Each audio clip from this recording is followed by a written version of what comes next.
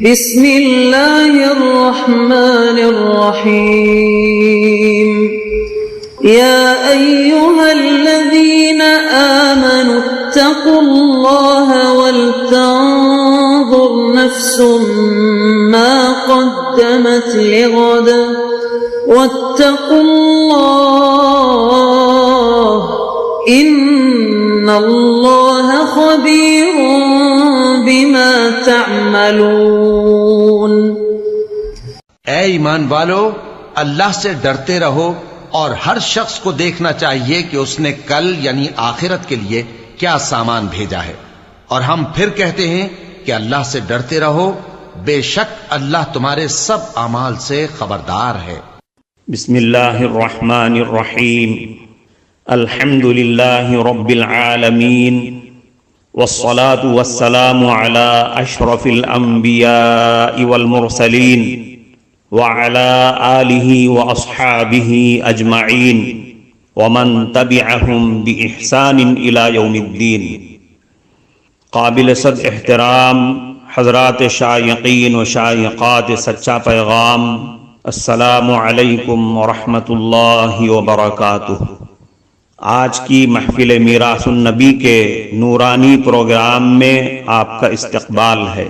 اہلا و سہلا مرحبا۔ ہم آپ تمام حضرات و مستورات کا خیر مقدم۔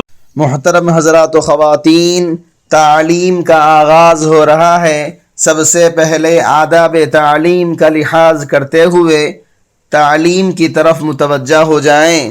پورے دھیان سے سننا، عمل کی نیت سے سننا اور تبلیغ کی نیت سے سننا، یعنی سنی ہوئی باتیں دوسروں تک پہنچانے کے جذبے سے سننا۔ چند خاص آداب تعلیم ہیں، امید ہے کہ آپ حضرات ان آداب کا ضرور خیال رکھیں گے۔ جزاکم اللہ۔ بسم اللہ الرحمن الرحیم۔ حضرت عبداللہ ابن رواحہ رضی اللہ عنہ اور اطاعت رسول۔ حضرت عبد الرحمن ابن ابی لیلہ رحمۃ اللہ علیہ فرماتے ہیں، ایک دن حضرت عبداللہ ابن رواحہ رضی اللہ عنہ حضور صلی اللہ علیہ وسلم کی خدمت میں حاضر ہوئے۔ حضور صلی اللہ علیہ وسلم ممبر پر خطبہ دے رہے تھے۔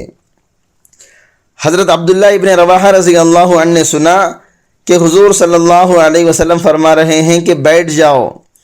یہ وہیں مسجد سے باہر اسی جگہ بیٹھ گئے اور خطبہ ختم ہونے تک وہیں بیٹھے رہے۔ جب حضور صلی اللہ علیہ وسلم کو پتہ چلا تو آپ نے ان سے فرمایا، اللہ تعالیٰ اپنی اور اپنے رسول کی اطاعت کا شوق تمہیں اور زیادہ نصیب فرمائے۔ حضرت عبداللہ بن مسعود رضی اللہ عنہ اور اطاعت رسول۔ حضرت عطا رحمۃ اللہ علیہ فرماتے ہیں کہ نبی کریم صلی اللہ علیہ وسلم ایک مرتبہ خطبہ دے رہے تھے۔ آپ نے لوگوں سے فرمایا کہ بیٹھ جاؤ۔ حضرت عبداللہ بن مسعود رضی اللہ عنہ اس وقت مسجد کے دروازے پر پہنچ چکے تھے۔ یہ سنتے ہی وہیں پر بیٹھ گئے۔ آپ نے ان سے فرمایا، اے عبداللہ اندر آ جاؤ۔ صحابی رسول کا محبوب کی ناگواری کو محسوس کر کے خطبے کو گرا دینا۔ حضرت انس رضی اللہ عنہ فرماتے ہیں کہ حضور صلی اللہ علیہ وسلم ایک دن باہر تشریف لائے، ہم بھی آپ صلی اللہ علیہ وسلم کے ساتھ تھے۔ آپ نے ایک اونچا خطبہ دیکھا تو پوچھا، یہ کس کا ہے؟ آپ کے صحابہ نے عرض کیا، فلاں انصاری صحابی کا ہے۔ آپ صلی اللہ علیہ وسلم سن کر خاموش ہو گئے اور آپ نے دل میں یہ بات رکھی۔ کسی دوسرے وقت وہ انصاری صحابی حاضر خدمت ہوئے اور لوگوں کی موجودگی میں انہوں نے سلام کیا تو حضور صلی اللہ علیہ وسلم نے اعراض فرمایا اور سلام کا جواب بھی نہ دیا۔ چند بار ایسے ہی ہوا کہ وہ سلام کرتے تو حضور صلی اللہ علیہ وسلم اعراض کر لیا کرتے۔ آخر وہ سمجھ گئے کہ حضور صلی اللہ علیہ وسلم مجھ سے ناراض ہیں، اس لیے اعراض کر رہے ہیں۔ انہوں نے صحابہ سے اس کی وجہ پوچھی اور یوں کہا، اللہ کی قسم میں آج اللہ کے رسول کے چہرے پر کچھ ناگواری کے آثار پا رہا ہوں، خیر تو ہے؟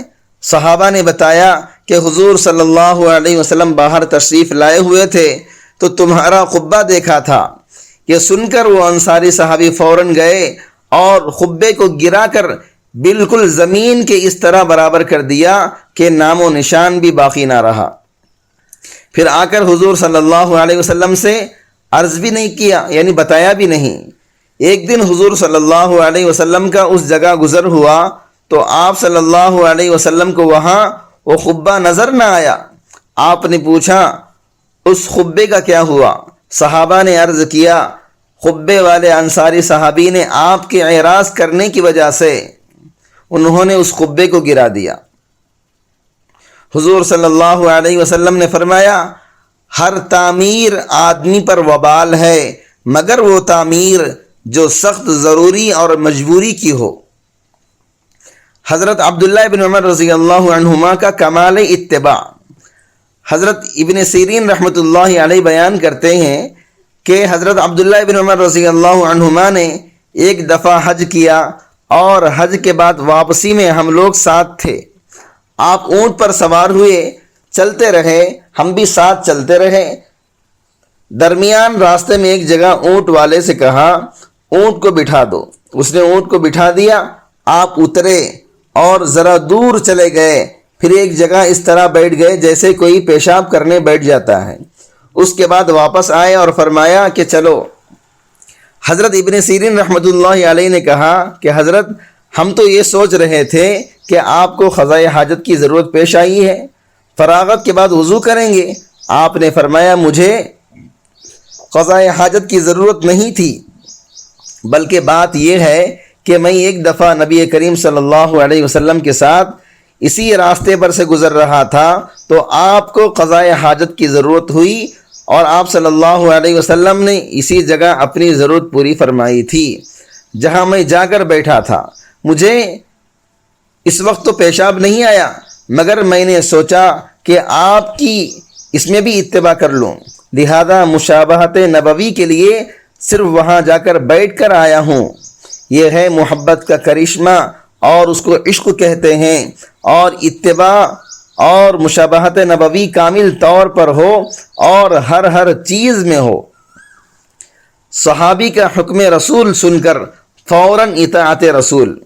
حضرت سہل ابن حنظلہ رضی اللہ عنہ فرماتے ہیں کہ نبی کریم صلی اللہ علیہ وسلم نے مجھ سے فرمایا خریم اسدی بہت اچھا آدمی ہے اگر اس میں دو باتیں نہ ہوں، ایک تو اس کے سر کے بال بہت بڑے ہیں، دوسرے وہ لنگی ٹخنوں کے نیچے باندھتا ہے۔ حضرت خریم رضی اللہ عنہ کو حضور صلی اللہ علیہ وسلم کا یہ ارشاد پہنچا تو فوراً خینچی لے کر بال کانوں کے نیچے سے کاٹ دیے اور لنگی آدھی پنڈی تک باندھنا شروع کر دیا۔ محترم ناظرین کرام، اس دینی اور ایمانی بیان کو سننے کے دوران ہی اس کو لائک کر دیجئے اور شیئر بھی کر دیجئے تاکہ دوسرے بھی اس سے فائدہ اٹھا سکیں۔ اللہ آپ کو جزائے خیر عطا فرمائے۔ حضرت ثوبان رضی اللہ عنہ کا عشق رسول۔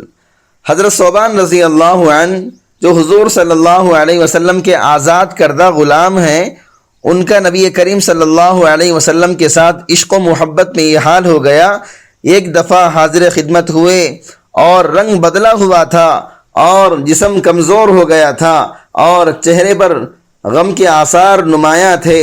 نبی کریم صلی اللہ علیہ وسلم نے فرمایا اے ثوبان تمہارا رنگ کیوں بدلا ہوا ہے؟ حضرت ثوبان رضی اللہ عنہ نے عرض کیا نہ مجھے کوئی نقصان ہوا ہے اور نہ جسم کے کسی حصے میں مجھے تکلیف ہے، لیکن بات یہ ہے کہ جب میں آپ کو نہیں دیکھتا تو بے قرار ہو جاتا ہوں اور شدید گھبراہٹ محسوس کرتا ہوں، اور جب تک آپ کو دیکھ نہ لوں اور آپ سے مل نہ لوں قرار نہیں آتا۔ جب میں نے آخرت کا معاملہ سوچا تو ڈر ہوا کہ میں وہاں آپ کو دیکھ نہ سکوں گا، کیونکہ میں جانتا ہوں کہ آپ انبیاء کرام کے ساتھ بلند ترین مقام پر ہوں گے، اور میں اگر جنت میں داخل ہوا بھی تو آپ کے درجے سے کم درجے پر رہوں گا، اور اگر جنت میں داخل نہ ہو سکا تو پھر کبھی بھی آپ کو دیکھ نہ سکوں گا۔ یہ سوچ کر مجھ کو غم ہو گیا اور یہ حالت میری ہو گئی۔ امام اعمش رحمۃ اللہ علیہ نے رقعے ٹکڑے ٹکڑے کر کے بکری کو کھلا لیا۔ ایک مرتبہ ہشام ابن عبد الملک نے امام اعمش رحمۃ اللہ علیہ کی طرف پیغام بھیجا کہ وہ حضرت عثمان غنی رضی اللہ عنہ کے مناقب یعنی ان کی تعریفیں اور حضرت علی رضی اللہ عنہ کی برائیاں لکھ کر میری طرف ارسال کر دے یعنی بھیج دے۔ امام اعمش رحمۃ اللہ علیہ نے وہ کاغذ کا ٹکڑا جس پر ہشام نے پیغام لکھا تھا خاصد سے لیا اور بکری کے منہ میں ڈال دیا، پس بکری نے وہ کاغذ کا ٹکڑا کھا لیا۔ امام اعمش رحمۃ اللہ علیہ نے خاصد کو کہا کہ تم خلیفہ سے کہہ دینا جو کچھ میں نے تمہارے سامنے کیا یہی اس کا جواب ہے۔ پس خاصد واپس ہو گیا، لیکن تھوڑی دور جانے کے بعد پھر لوٹ آیا اور کہنے لگا خلیفہ نے قسم کھائی تھی اگر تو میرے پاس جواب لے کر نہ آیا تو میں تجھے قتل کر دوں گا۔ خاصد نے اپنے بھائیوں کو کہا کہ امام اعمش رحمۃ اللہ علیہ سے میری سفارش کر دیں۔ بھائیوں نے امام اعمش رحمۃ اللہ علیہ کو جواب لکھنے پر راضی کر لیا۔ امام اعمش رحمۃ اللہ علیہ نے خط کا جواب یوں لکھا: اما بعد، اگر حضرت عثمان غنی رضی اللہ عنہ میں دنیا بھر کی خوبیاں ہوں تو اس سے تمہیں کوئی نفع نہیں پہنچے گا، اور اگر بالفرض حضرت علی رضی اللہ عنہ میں دنیا بھر کی برائیاں ہوں تو تیرے لیے کوئی ضرر نہیں ہے۔ پس تیرے لیے ضروری ہے کہ تو اپنے نفس میں غور کر اور اپنے اعمال کو درست کر جس کے بارے میں تجھ سے سوال ہوگا۔ معزز شائقین و شائقات سچا پیغام، آپ کو اندازہ لگ گیا ہوگا کہ یہ مضمون کتنا اہم ہے اور کس قدر فائدہ مند ہے۔ کم سے کم درجے میں سوشل میڈیا کے ذریعے سے بھی ہم اس کو زیادہ سے زیادہ شیئر کریں گے تو دعوت کے فریضے کی کوششوں میں ہم بھی اپنا کچھ حصہ ڈالنے والے بن سکتے ہیں۔